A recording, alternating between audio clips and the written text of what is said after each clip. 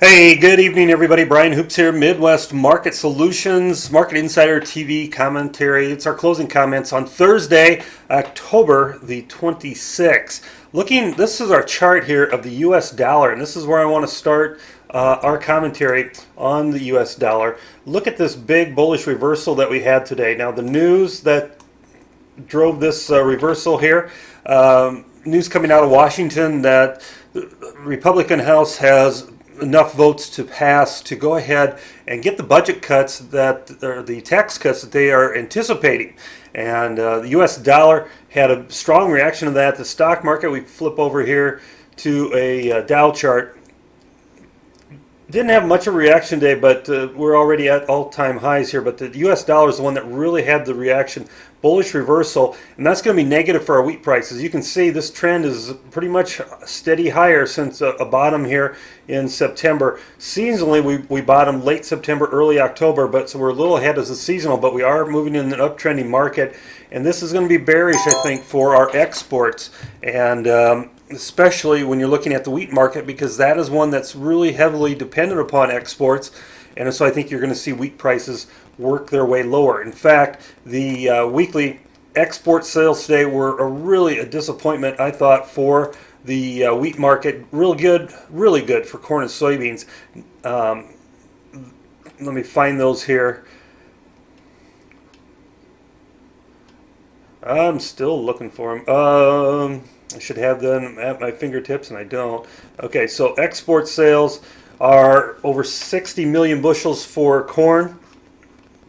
I'm sorry, 54 million bushels for corn, 78 for soybeans, and 14.5 for the wheat market. So a real disappointing number for the wheat, and I think that gets worse. Now, all these numbers, corn, beans, and wheat, will get worse next week as well, because we've had no export sales, no private export announcements this entire week. So looking at soybeans, we're pulling back here to this long-term uptrend line. This is the area it really needs to hold. We're getting close to it. We've already possibly broken this trend based off this will trend indicator, but we're going to need to, this is the uptrend line right around this 970 area. That's an area that needs to bounce and hold.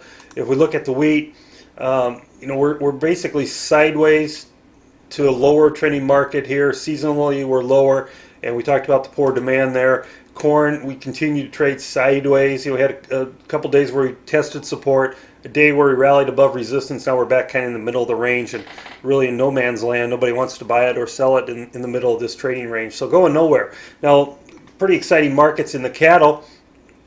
Here we have another chart showing a solid uptrend.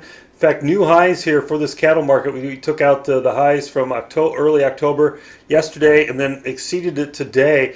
We still have really no cash cattle trade to report. We got packers raising bids, but nobody's selling to them, and the packers haven't raised enough to meet the feedlots where they want to be. So kind of have a little standoff. Looks like we're going to target this resistance point here on the continuation charts, right this 121.90 area. That goes back to this resistance on the charts. And we're in a period of seasonal weakness here in this cattle market, but right now the money is committed to the long side in this cattle market, and you can see live cattle, feeder cattle, kind of the same thing. We're committed more to the upside here.